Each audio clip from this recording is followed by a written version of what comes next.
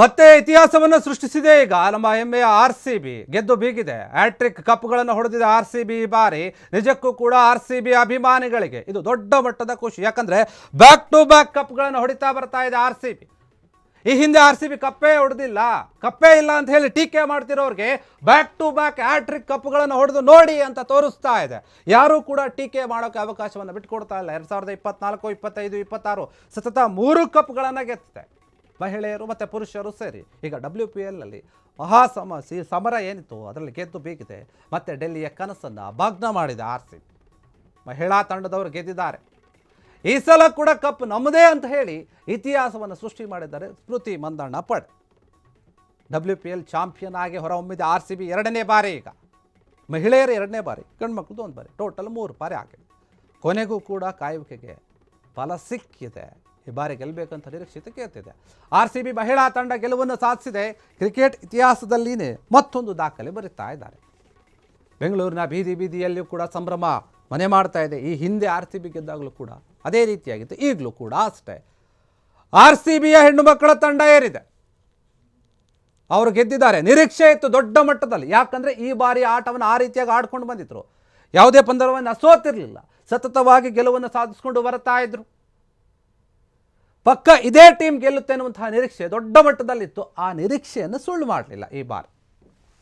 RCB ಒಂದು team franchise ಅಂತ ನಾವು ನೋಡೋದಾದರೆ 2024, 25, 26 ಈ ರೀತಿಯಾಗಿ 3 ಬಾರಿ ಕಪ್ಗಳನ್ನು ಗೆದ್ಕೊಂಡು ಬಂತು. ಇದೊಂದು ಹ್ಯಾಟ್ರಿಕ್ ಗೆಲುವು. ಇದು ಆರ್ಸಿಬಿಯ ಫ್ರಾಂಚೈಸಿಗೆ. ಆರ್ಸಿಬಿ ಹೆಣ್ಣು ಮಕ್ಕಳ ತಂಡಕ್ಕೆ 2ನೇ ಕಪ್, ಆರ್ಸಿಬಿ ಪುರುಷರ ತಂಡಕ್ಕೆ 1 ಕಪ್ ಈಗಾಗಲೇ ಬಂದಿದೆ. ಈ ಬಾರಿ ಕೂಡ IPL ಗೆಲ್ಲುವಂತಹ ನಿರೀಕ್ಷೆಯಲ್ಲಿದೆ.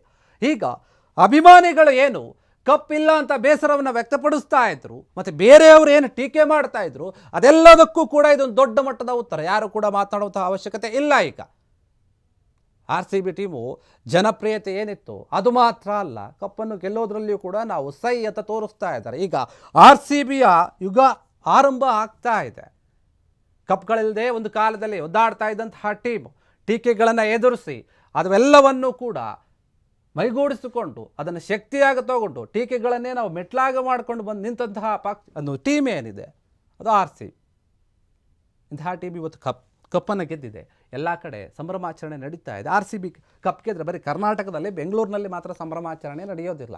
ನಾವು ನೋಡಿದ್ದೀವಿ, ಪುರುಷರು ಗೆದ್ದಾಗ ಇಡೀ ದೇಶದಾದ್ಯಂತ ಅಲ್ಲ, ವಿದೇಶದಲ್ಲಿಯೂ ಕೂಡ ಸಂಭ್ರಮಾಚರಣೆ ಆಯಿತು. ಅಷ್ಟು ಕ್ರೇಜ್ ಇದೆ ಆರ್ಸಿಬಿಗೆ. ಇರುವಂತಹ ಕ್ರೇಜು, ಫ್ಯಾನ್ಸ್ ಫಾಲೋಯಿಂಗು ಬೇರೆ ಯಾವ ತಂಡಕ್ಕೂ ಕೂಡ ಇಲ್ಲ ಅಂತ ನಾವು ಹೆಮ್ಮೆಯಿಂದ ಹೇಳ್ಕೋಬೋದು. ಯಾಕಂದರೆ ಅದನ್ನು ನಾವು ನೋಡಿದ್ದೀವಿ ಕೂಡ. ಈ ಬಾರಿಯೂ ಕೂಡ ಚಾಂಪಿಯನ್ ಆಗಿ ಹೊರಹೊಮ್ಮಿದ್ದಾರೆ WPLನಲ್ಲಿ ಆರ್ಸಿಬಿಯ ಮಹಿಳಾ ತಂಡ. ಎಲ್ಲ ಕಡೆಯಿಂದ ಶುಭಾಶಯ ಬರ್ತಾ ಇದೆ. ಸ್ವತಃ ವಿರಾಟ್ ಕೊಹ್ಲಿ ಅವರು ಕೂಡ ಗೆದ್ದಿರೋದಕ್ಕೆ ವಿಶ್ ಮಾಡಿದ್ದಾರೆ. ತಮ್ಮ ಎಕ್ಸ್ ಖಾತೆಯಲ್ಲಿ ಪೋಸ್ಟ್ ಕೂಡ ಮಾಡಿದ್ದಾರೆ, ಫೋಟೋವನ್ನು ಹಂಚಿಕೊಂಡು ಆರ್ಸಿಬಿ ಮಹಿಳಾ ತಂಡಕ್ಕೆ. ಇನ್ನು ಮುಂದೆ IPL ಕೂಡ ಇದೆ. ಪುರುಷರ ತಂಡ ಯಾವ ರೀತಿಯಾಗಿ ಆಡುತ್ತೆ ಅನ್ನುವಂತಹ ದೊಡ್ಡ ನಿರೀಕ್ಷೆ ಇದೆ. ಮತ್ತು ಅಭಿಮಾನಿಗಳು ಕೂಡ ಕಾಯ್ತಾ ಇದ್ದಾರೆ ಅದಕ್ಕೋಸ್ಕರ. ಹೀಗಂತೂ ಒಂದು ಖುಷಿ ಸಿಕ್ಕಿದೆ ಈ ವರ್ಷದಲ್ಲಿ. ಮೊದಲ ಬಾರಿಗೆ ಒಂದಾಗಲೇ ಖುಷಿ ಸಿಕ್ಬಿಡ್ತು ನಮಗೆ. 2026ಕ್ಕೆ ಆರ್ಸಿಬಿ ಹೊಸ ಖುಷಿಯನ್ನು ಕೊಟ್ಟಿದೆ. ಇನ್ನೊಂದು ಖುಷಿಗಾಗಿ ಅಭಿಮಾನಿಗಳು ಕಾಯ್ತಾ ಇದ್ದಾರೆ.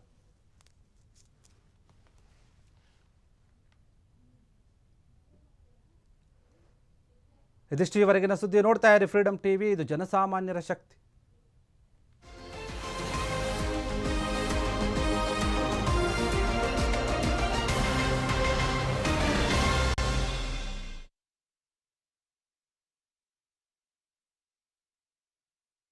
ಕ್ಷಣ ಕ್ಷಣದ ಸುದ್ದಿಗಳಿಗಾಗಿ ಫ್ರೀಡಮ್ ಟಿವಿ ಸಬ್ಸ್ಕ್ರೈಬ್ ಮಾಡಿ, ಲೈಕ್ ಮಾಡಿ ಹಾಗೂ ಫಾಲೋ ಮಾಡಿ.